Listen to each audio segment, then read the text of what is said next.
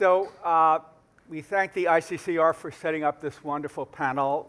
Thanks, Saru, for your terrific presentation. We're running about 40 minutes late. We have these wonderful panelists who probably have 3 hours worth of material to squeeze into 1 hour, and I'm going to try to make some quick remarks.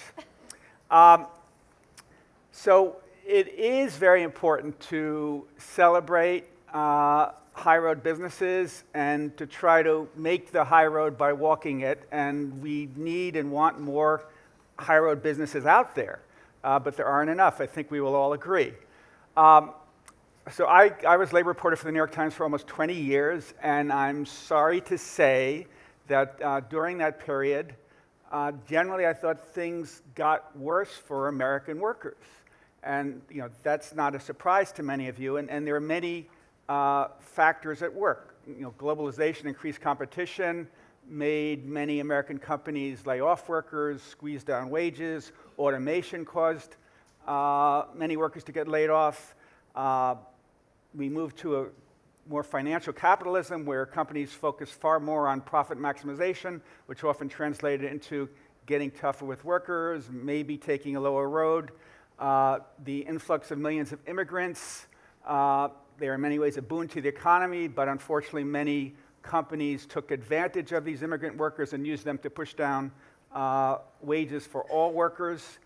And we've seen, what are some of the major trends we've seen in the past few years? We've seen stagnant wages.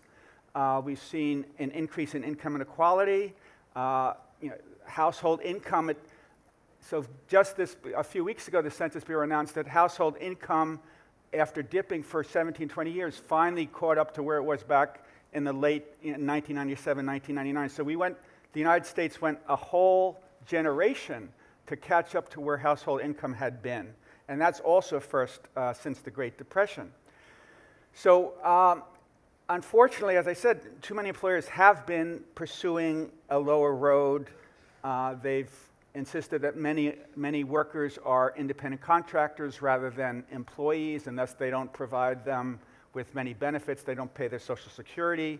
We're seeing more and more employers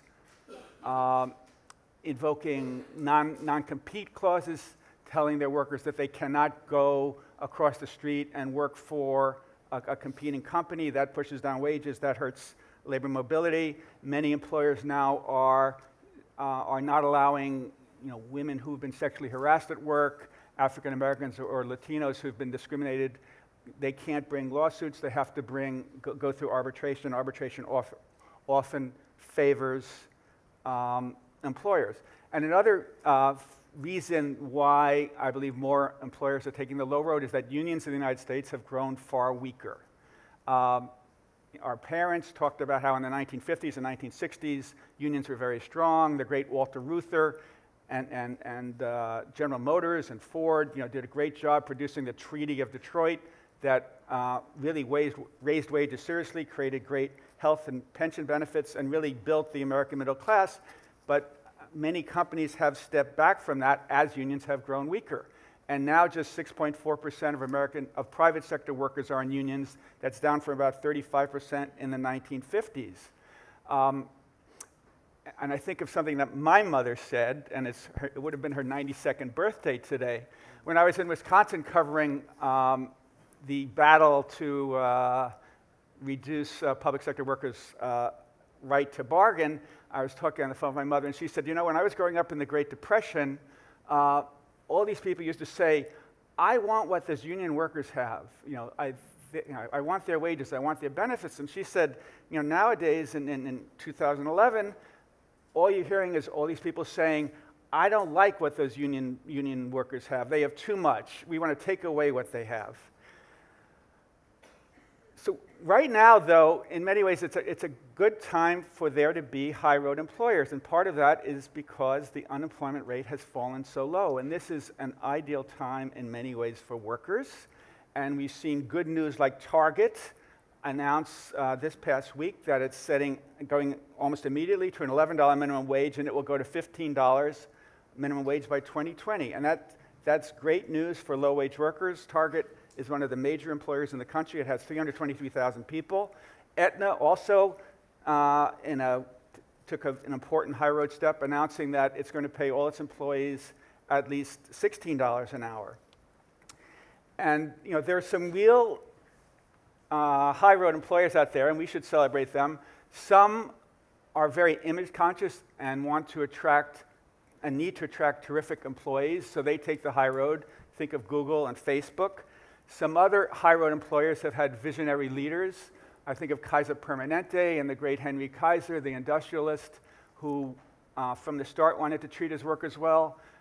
In my book, I wrote about Costco. Its founder, Jim Sinegal, also a visionary. He wanted to make sure his workers are paid very well. He said, I never want anyone to come into my business and say, why are you paying people so poorly? Why are you running a sweatshop?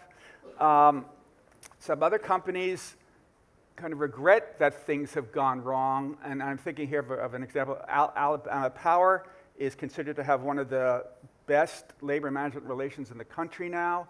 Back in 2004, after Hurricane Ivan, an electrical worker died when his bucket snapped off when he was fixing some wires, and Alabama Power and the International Brotherhood of Electrical Workers now have developed a fabulous partnership that has greatly reduced accidents and helped improve wages and improve customer service, sorry. And another route to a high road is being pressured by one's workers. And as Rabbi Contraster mentioned, and Susanna mentioned, the Coalition of Immokalee Workers. I was down in Immokalee in the late 1990s, and it was a terrible place for workers. Some people said it was the worst place in the country for farm workers.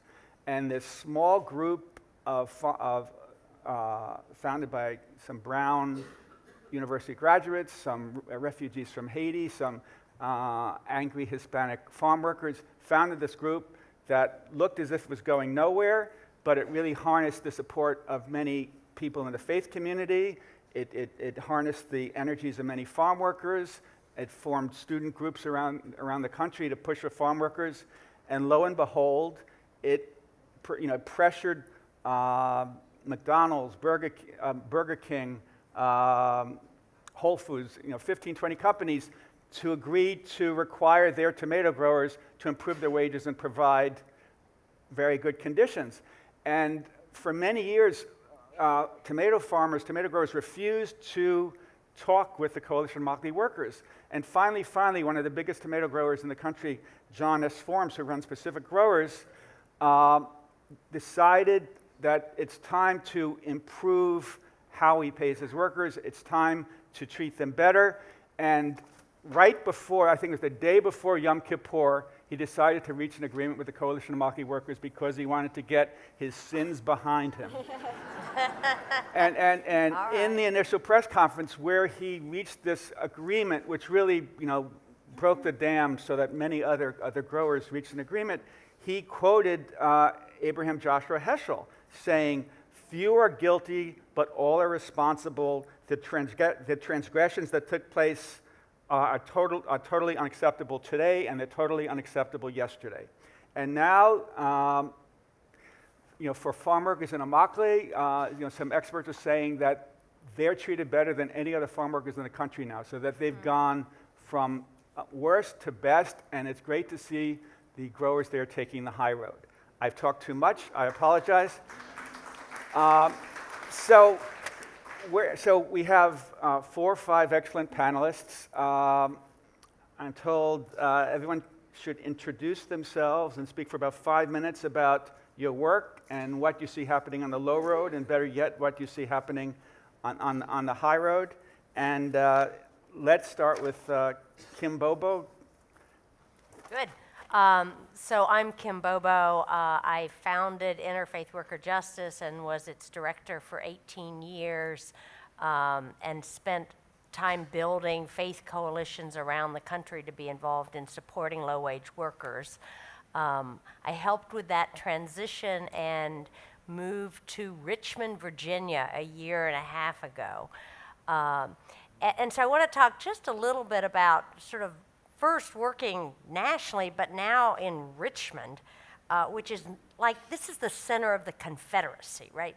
This is not like Chicago, where I was from.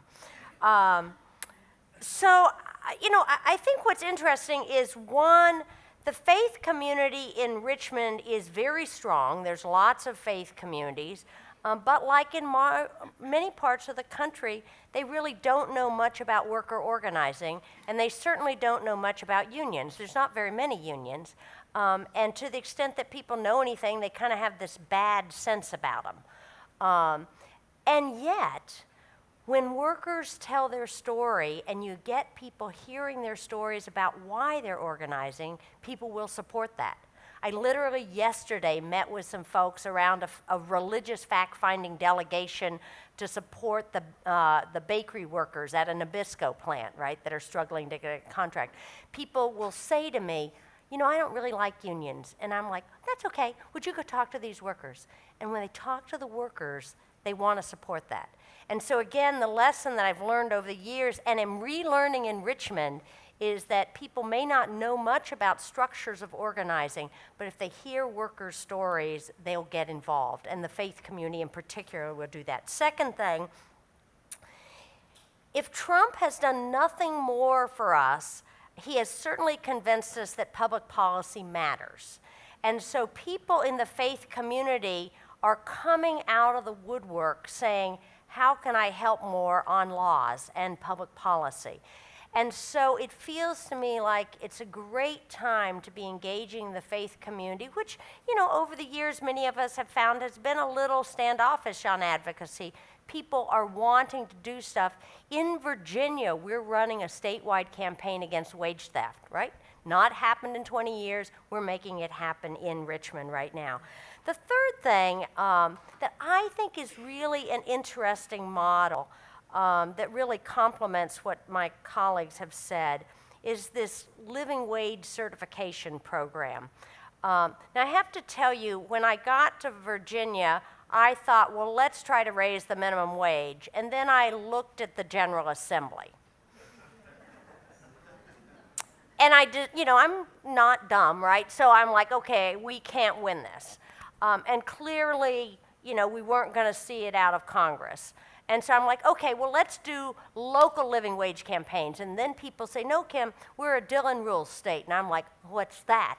Well, we outlaw having a local living wage campaign, right? So you can't do it federally, you can't do it at the state level, and you can't do it at the local level. So then what? And we have almost no union, so what are we going to do, right? So there's this little program that about 6 different communities around the country have done called a living wage certification program. And it's a voluntary certification program, which is not as good as having a law, right? Don't get me wrong. But like, if you can't do that, like what can you do? So what they do is they kind of set these voluntary levels, and then they recruit employers, and then they publicize the employers, and you know, try and put pressure on other employers to raise wages. So we've now, in the last year, gotten new programs started in Richmond, Alexandria, Charlottesville, and have people interested in Arlington and Harrisonburg. And what's fun about it is, you know, people are interested, good employers want to do it, but even sort of unlikely folks are open to it. So, like I met with the Retail Federation the other day about our wage theft campaign, and they don't like it at all because it's a slippery slope to have any kind of legislation. And then I said, and what about raising the felony threshold? And they say, oh, no, we don't want that either. And then I start telling them about this living wage certification. They're like, oh, we could send that out to all of our members. Okay, something to work with them on. So again, you know, I don't think it's the ideal thing, but I think it has potential, right? And how do we kind of move it, especially in some of these southern states and conservative states where we can't do other things? So I think it's a time of great opportunity, and I look forward to talking with you all.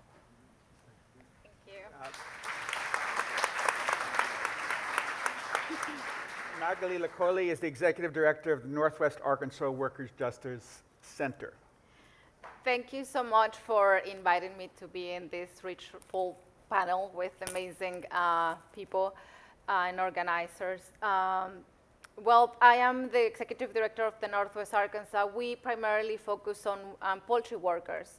the center began doing a lot of research and collecting surveys, interviews, testimonies of poultry workers across the state of Arkansas. We interviewed around 500 workers in the whole state of Arkansas. And yes, America loves chicken, right? We are the #1 consumer of chicken meat in the whole world. But we never think about what is behind what we eat every day. It's one of the cheapest meat as well. But we never think about the cost of the human cost of our chicken. We have a lot of workers, primarily Latinos and Magaly living in the Northwest Arkansas, but also a lot of Black people processing chicken in the South. The immigration in Arkansas began because of the poultry industry, because poultry industries like to be, or it's convenient for them to be in rural areas because the people get locked up in these jobs.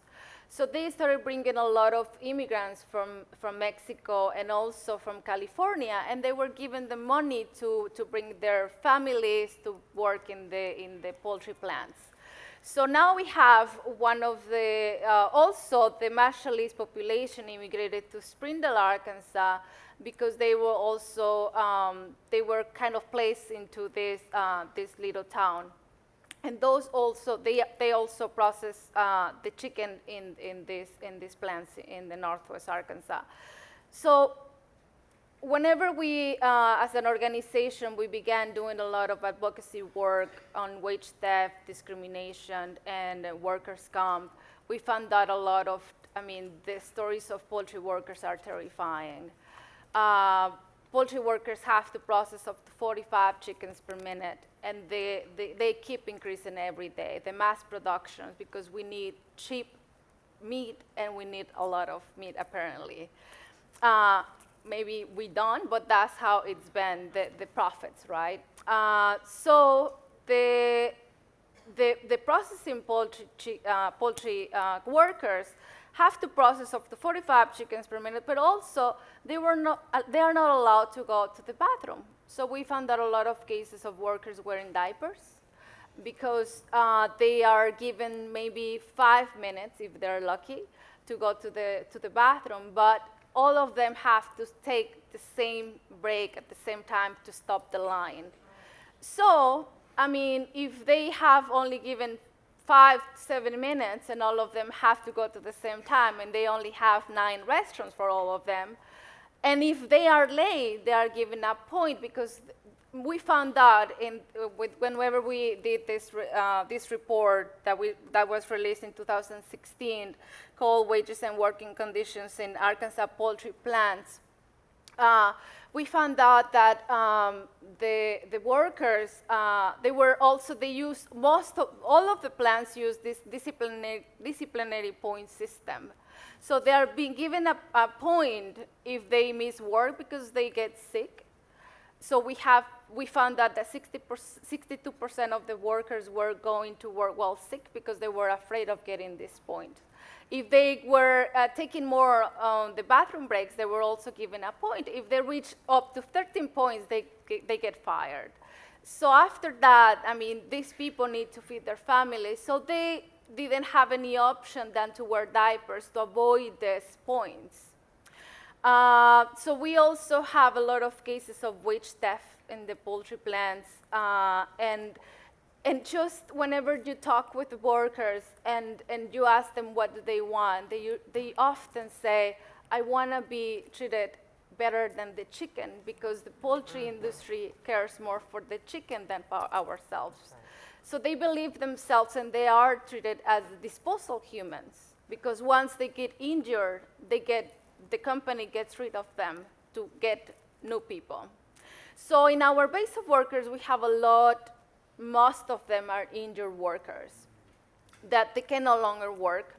Most of them are around 50 years old, and they still need to feed their families, but they cannot longer do that because they are injured. Whenever the workers get injured, the company tries to get rid of them, but after they leave, they don't have any benefits. in Arkansas, we are a right-to-work state, and also because the corporation have so much power, very few lawyers will take cases on workers' comp, and very few will even take cases against big companies in Arkansas. So we have lots of cases of workers that have no benefits. They are not, I mean, injured workers have respiratory problems because of the use of chemicals, and they are not being trained on these chemicals. And now they cannot work and feed their families, and it's just heartbreaking to hear in order for us to eat and consume chicken every day and cheap, these people have to go through this. In Arkansas, I mean, I was talking to Suzanne before, and these people, after they get injured and can no longer work, they still they still in our community. So we keep perpetuating poverty because these people can no longer work. And that affects our local economies and affects the overall economy of the US. So I will just leave it like that. And if we can talk more and more and more about this. And also wanted to mention that because of the lack of support, because we are the only organization that focus on workers' rights, we do not have lots of support. Very few people talk about workers' rights in the South. And if you talk about it, you're radical or communist. And so because we didn't have enough support, we belong to the Food Chain Workers Alliance, and they're working on the GFPP, the Good Food Purchasing Policy. So we thought that if we launch this campaign, we will bring all these people, because we also have amazing people working on environment, animal welfare, nutrition, and we thought like we are in a bigger picture of the movement, that we want to seek a sustainable food system for all, for the animals, the environment, the workers. And so this policy brings together all these people who are working to get a more sustainable food system. And this policy is the most progressive policy right now in the US because it incorporates labor. Often when environment or animal welfare people talk about they talk about the sustainability, they never take into consideration the labor part of that. So this policy brings that, so we hope that with that, having all these people working, we can push the institutions to adopt this policy. So the companies will be forced to embrace these 5 core values, which is animal welfare, labor, environment, nutrition, and local economies. Thank you.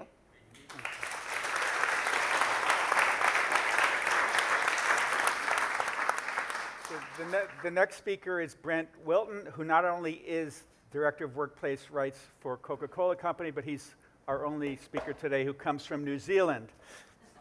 I just sat on my machine. That was going to happen at some point. Thank you very much for that. And it's rather humbling to sit up here as a company when you hear those sorts of stories. And I think in terms of the need to take a high road, there are no better examples than what we've heard today. And Saru, in your introduction, made it very, very obvious the challenges we're facing. I am a New Zealander. I've been in this country 2 years, and I tend to be a bit shocked when I hear of Arkansas chickens, which I hear about in Thai supply chains or in Indonesian supply chains. You don't expect to find that here, and the fact that you do is worrisome. I think in terms of a company like Coca-Cola, and the other ones who are sponsors here to the event, who are trying to take this high road. It is, as you say, a road, it's not a destination. And there's lots of forks in that road. Because it's very easy here to legally do the wrong thing. That's one of the things I've found fascinating here. I've never seen a policy environment where you can do so much harm legally and there's no real incentive for you to do more than you need to. I'm used to environments where the standard's set high and you're hit hard if you fall below it. So I think that's a challenge we face here in the United States going forward. Yeah. But I think the other challenge is, as we go along this road, we need people with us as companies. We have been working very closely with David Schilling and the team here, ICCR, on some issues like human trafficking, forced labor, modern slavery, both here and external to the US. And it's clear you can't take this road alone. You need people who are both pushing and pulling you. You're being pulled because you need to attract talent, the sort of things that were talked about before by Stephen, but you need the push. You need your critical friends. You need the civil society, NGO, consumer goods, trade unions to be behind you as well. We're over 130 years old. We're a brand that most people recognize everywhere in the world. We can't hide from anything. If there is a bottle with a Coke label on the road or in a river, it's our problem. And so that makes our engagement point slightly different. And it means we have quite some maturity in those relationships. We have a standing relationship with the International Food Workers Union. We meet them twice a year and talk to them almost weekly over issues throughout our business. We're in 207 countries. So it's very, very important for us that we have friends out there looking and seeing things we can't see or things which are being hidden from us. Because there's a lot of that goes on as well for a company with a very extensive footprint. So coming together, being collaborative, and trying to move the needle is so important. We have now the UN Guiding Principles on Business and Human Rights. Yeah, it's voluntary, but it's a very robust tool for business. The challenge is getting more companies to do it. If more companies recognize the responsibilities inherent in that around the Declaration of Human Rights, doing the right thing in terms of the 1998 declaration from the ILO, we'd be able to move faster. But as I said here, the debate in America is the same people in the room. I looked at this list before, same people as last year. We need to widen the net of people that we're bringing into the debate if we're really going to affect that change. Because while it's nice to sit here and say, yes, the Coca-Cola company is trying to take the high road, that means nothing if at the end of the day, the vast number of our consumers and customers are employed by organizations who are taking the low road, who are left in a situation where they can't buy what we produce. What use is that? And so the point you were making about the hollowing out of the middle class, that's worrisome in terms of your own projections around where businesses are going. So we're all in this together for this high road, and I think we need to do more convenings like this. Working with investors is very, very important, and the faith investors to our company have been very, very vital in bringing to our attention at times not pleasant things. As you say, people react normally negatively if they're accused of something. But I think we're getting a maturing in the relationship now where we don't have stockholder resolutions anymore because the conversations are occurring directly when those issues are raised with us. And I know that here that the ICCR, I wrote this down, David, so that I could get it correct, yes. The Investor Alliance for Human Rights is a new initiative that ICCR is running, which brings together not just faith-based, but broader investor community to start to engage on this issue because money talks. Thank you. All right.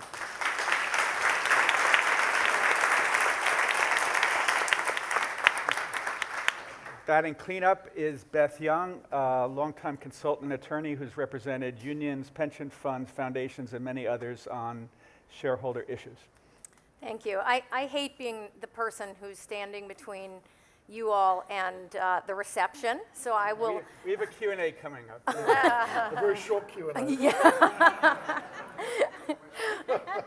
This is coming full circle for me. I started my corporate governance career at the AFL-CIO Office of Investment, and the first project that I was asked to do when I got there was to figure out how we could embed the high-performance workplace work that the Department of Labor was doing in the Clinton administration. How could we bring that to shareholder activism and use it to talk to companies? So I appreciate being here.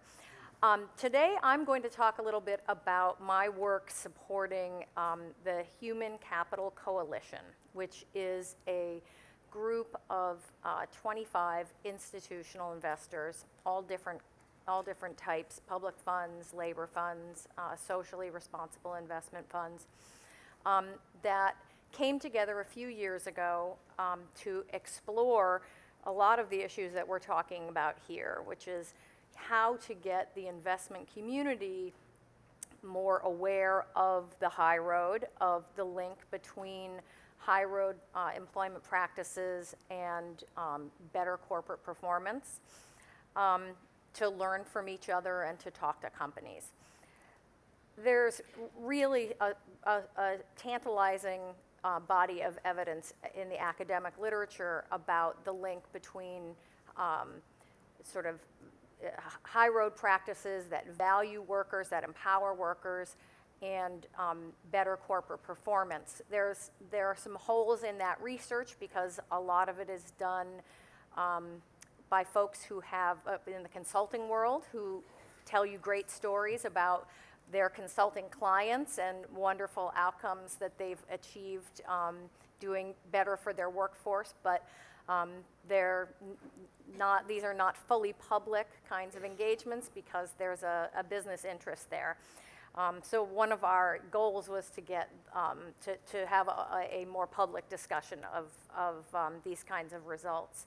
So the human capital term, I think, is a fraught one, and I was researching the definition of human capital, and came across a hilarious thing. In 2004 in Germany, a group of linguists who every year would get together to dub a word the unword of the year, basically a word that they hated, that was anti-democratic and violative of human rights.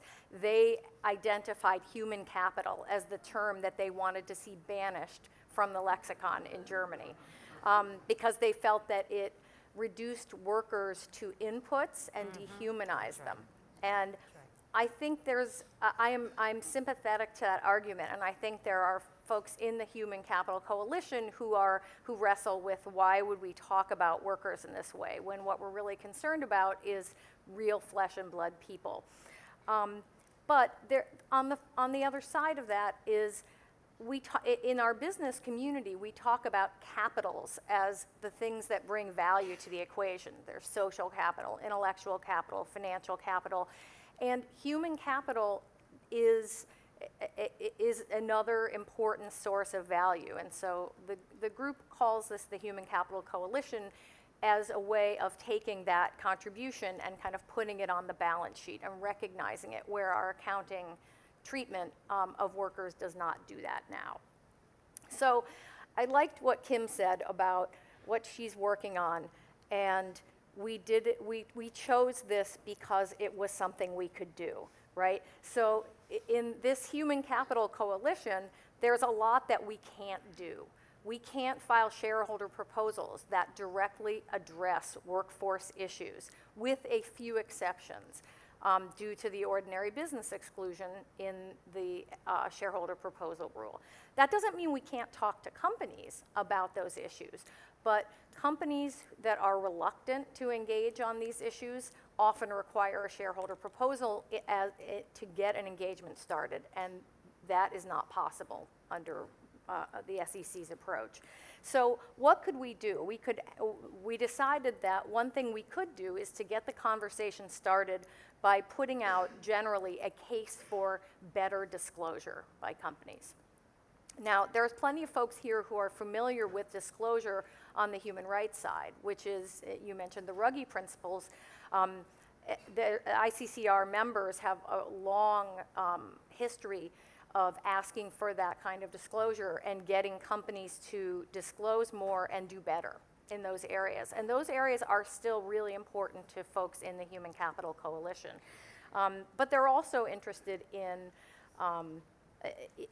what maybe some folks would call like the positive side of human capital management, things like worker empowerment, compensation arrangements, voice at work, so representation, things like that. So we decided to ask for this disclosure and to ask for it from the SEC. So what would be the benefit of getting the SEC to require this disclosure as opposed to going to individual companies? And let me just put out there that nobody thinks that the SEC, especially now, is sitting there waiting to say, what kinds of additional requirements can we impose on companies? We are not under any illusions about that. There's very little information out there about many of these practices. So disclosure is a good by itself. It is investors need better information about company practices so that they can make better decisions. Decisions about buying and selling, decisions about proxy voting. We also know from other kinds of disclosure initiatives that that practices change when disclosure becomes widespread. Not just because of, I think there's a belief out there that maybe there's a shaming mechanism going on, but I'd like to think that there's also inside companies a dynamic of, this wasn't necessarily something that we were collecting data on or focusing on, but now that we do, we see places that we can do better and we can generate more value for everybody that way. I want to put a plug out that the petition is on the SEC's website, and we are asking for comments. If anybody has any questions, I'm happy to answer questions about what you can do to support it. You can go to rulemaking petitions on the rulemaking section of the website. I'm just going to ask a few questions, then we'll take audience questions. Thank you. The latest presidential election exposed a little anxiety about issues like imports, factory shutdowns, trade, automation, and immigration. What are some of the broader cultural and economic concerns raised by these questions, and what are their longer-term implications for the shrinking middle class and growing income inequality in the U.S.? Discuss. To discuss, yes. And 300 words or less.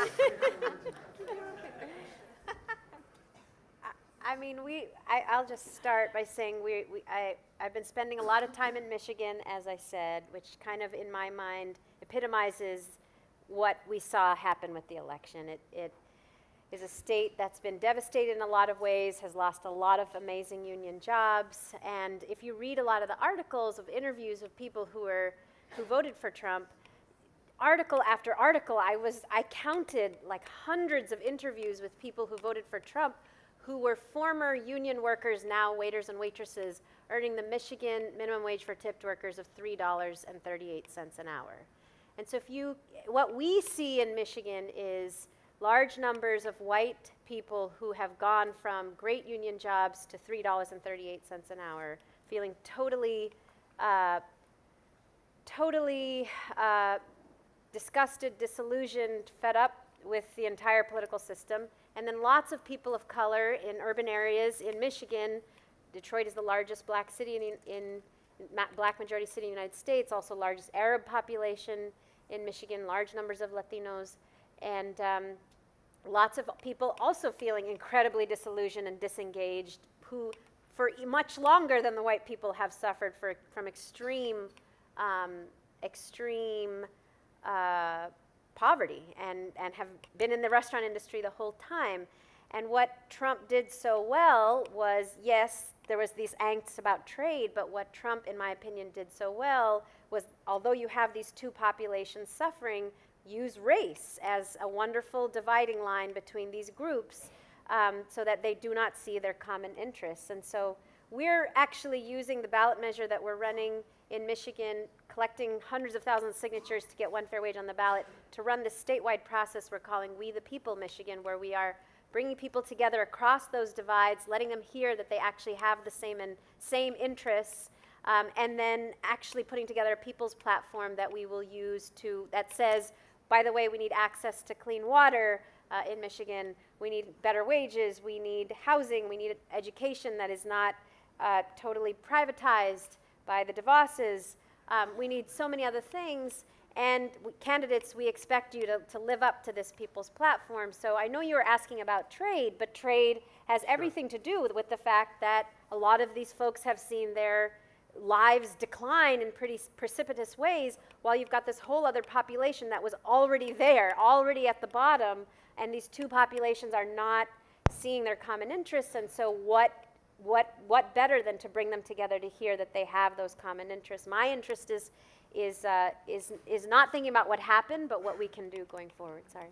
Anyone else want to add? Just quickly, I think the future of work is something which requires a lot more attention than people are giving at the moment. I know that there's some work going on in the ILO, there's also in the OECD and elsewhere looking at this, but the future of work is being discussed as if it's a destination rather than it's happening every day. Technology is coming in and changing the way we live, the way we work, before we even know it's hit us. And I think there are things coming down the path of technology which we haven't even thought about now. I was interested to see that the International Road Transport Workers Union looking at the impact of driverless trucks on their industry. What that means is vast, but there's other technology coming as well. And it's going to be very difficult in this perfect storm where everything else is going on, globalization, etc., to have that space to think, how do we want to manage technology? How do we want to cover it in our workplaces? How much will we accept? What will we not take advantage of? And at the moment with technology, it seems everything that's offered we take.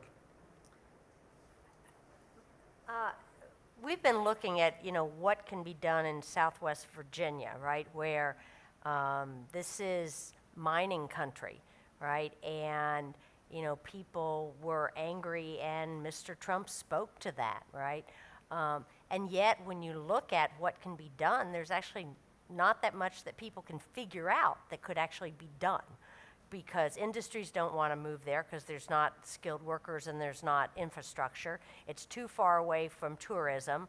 Maybe you could have better medical stuff if we expanded Medicaid, and maybe you could have community colleges. But besides healthcare and colleges, nobody can think of anything that could actually be done in the region. And that's generated this whole set of folks that think there's some answers, and nobody seems to have answers. And clearly, our president doesn't have answers for that, but nobody does. And honestly, I was in Charlottesville a few weeks ago, right, when things exploded, and there were all these people from Southwest Virginia, from out of state as well, but Southwest Virginia, who were so angry and had somehow decided that the reason we have such a problem is because of black people in the country or something. I mean, it was just somehow or other we've taken this anger and it's gone in some really weird directions. And the religious community in Southwest Virginia is just beside themselves trying to figure out how do we create a different conversation? What can we do in terms of community development? And again, I don't know. I don't have answers on it, but I know it's a real problem for the faith community to try and figure out how do we channel this anger in some more helpful ways. I'm going to make 2 quick points. Moderator's prerogative. So on trade, we're all members of the coastal elite, and we studied our David Ricardo. We think trade overall is good for the world, and it is.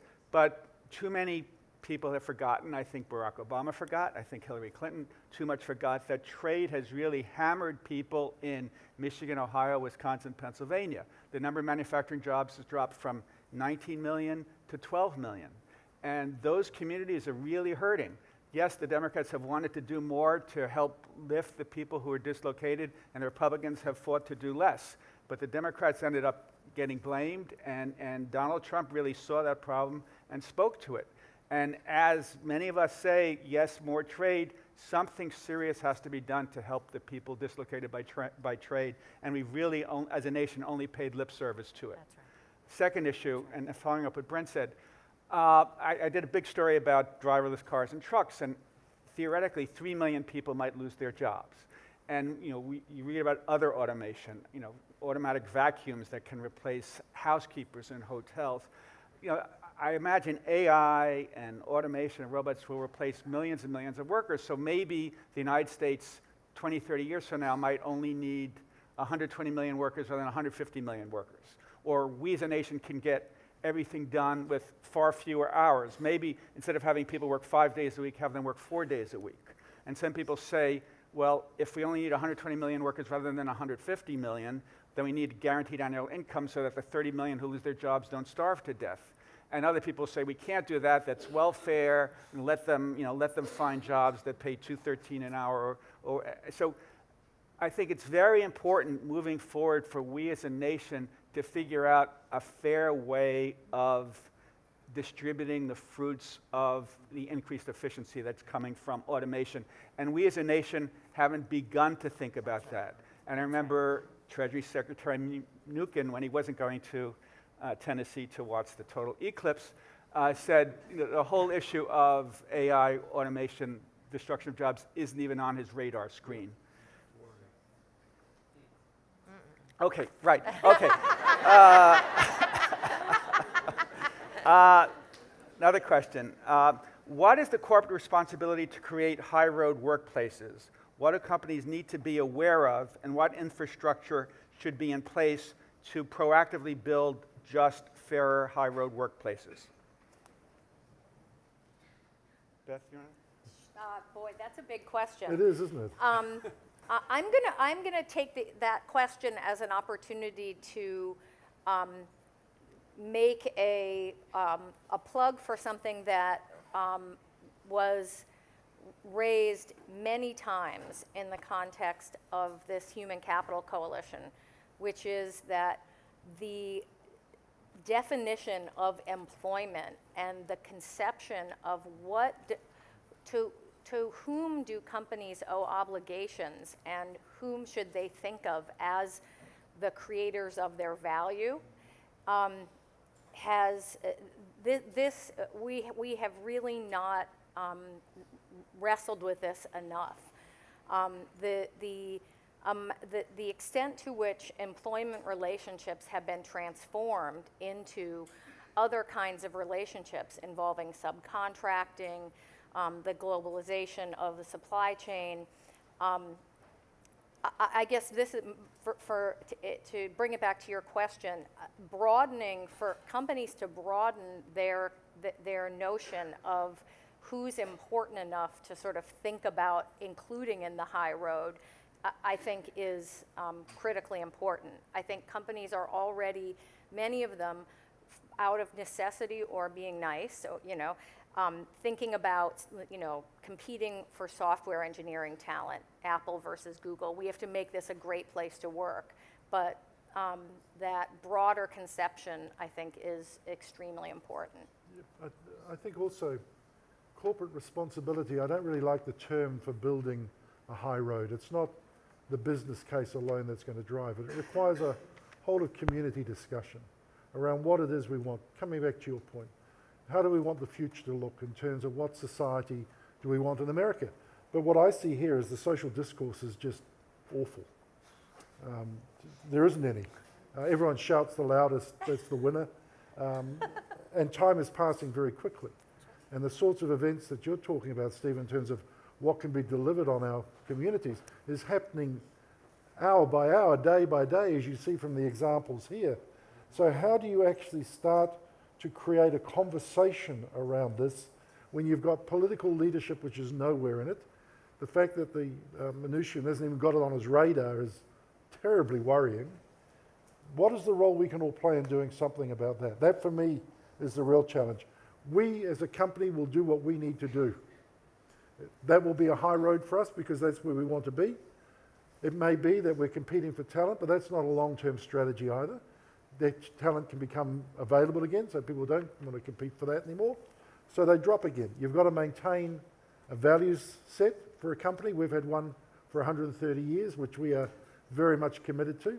Not every company has that luxury. But you've got to believe in something and hold to it no matter what's going on. But as we look at our society, all of us in this room have to be part of that conversation. And the millions that aren't here. I think that's a good closing. Can I add? That's a good. I think the greatest support and infrastructure for high road companies is policy. And I just met with Danny Meyer's team today. The employers who make these moves completely agree. Policy change is the most important way to actually create a level playing field so that high road employers aren't sticking their necks out and at a competitive disadvantage with low road employers. And to imagine that change is going to happen simply by going after high road employer after, or going after employer and making them moving them from low road to high road, that is that sort of very, very slow and deliberate, Brown versus Board of Education line, that very slow and deliberate, not actually transformative change. And so we need to focus on high road employers, absolutely, but it's got to be in a way that engages them in the policy change that they need to continue their high road practices.